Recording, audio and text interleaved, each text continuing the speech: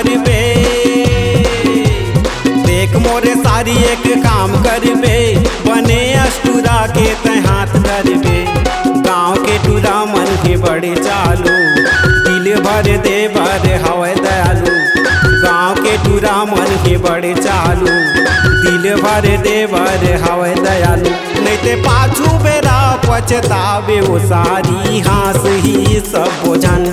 अरे नहीं ते पाछू बेरा पछतावे वो सारी हास ही सब बोझन। आए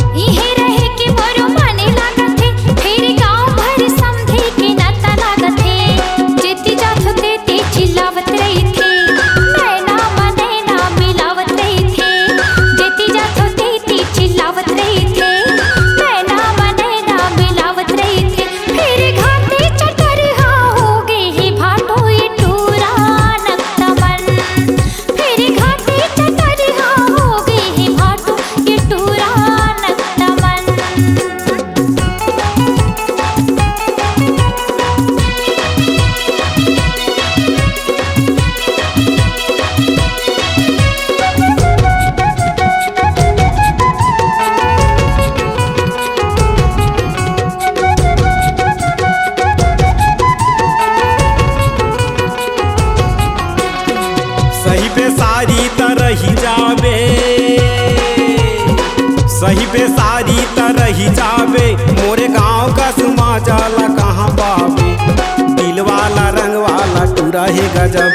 तोरे खाती मरना यंगो ये है सब। ए ते दिल वाला रंग वाला टूरा है गजब, तोरे खाती मरना यंगो ये है सब। फिर माया देवा देना कही थे वो सारी मोला सब बोझन। अरे नहीं ते माया देवा देना कही थे वो सारी मोला सब बोझन। आए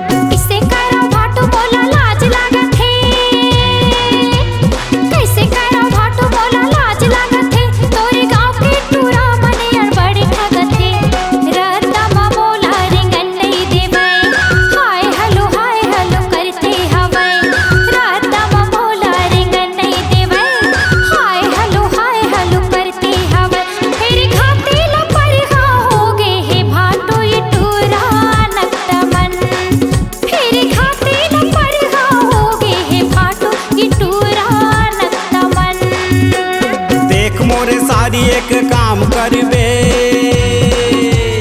देख मोरे सारी एक काम करबे, बने अष्टुरा के तय हाथ धरबे। गाँव के टूरा मन के बड़े चालू, दिल भर दे भर हवे दयालु। ए दे गाँव के टूरा मन के बड़े चालू, दिल भर दे भर हवे दयालु। नहीं ते पाछू बेरा पछतावे वो सारी हास ही सब बोझन।